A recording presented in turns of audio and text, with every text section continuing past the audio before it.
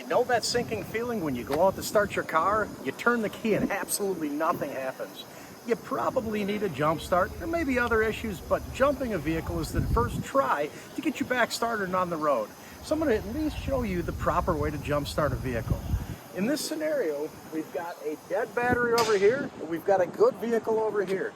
The good vehicle does not need to be running. Remember that, does not need to be running.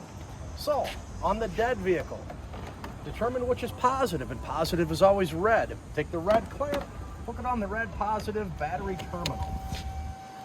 Then you go over to the car that has the good battery. You go positive, red on positive red.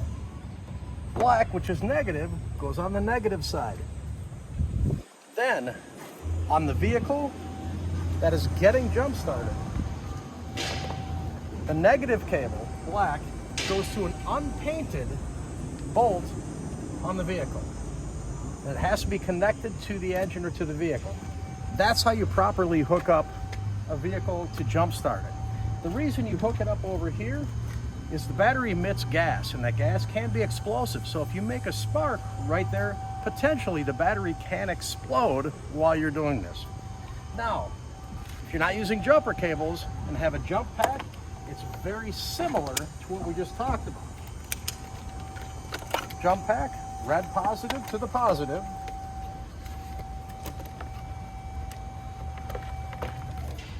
And negative to an unpainted bolt.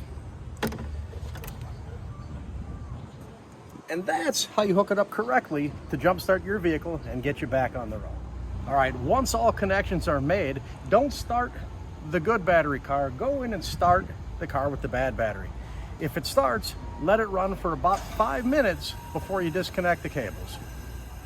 Any other questions at all, or if it doesn't work for you, give us a call at Sage Auto Repair and we'll get you back on the road.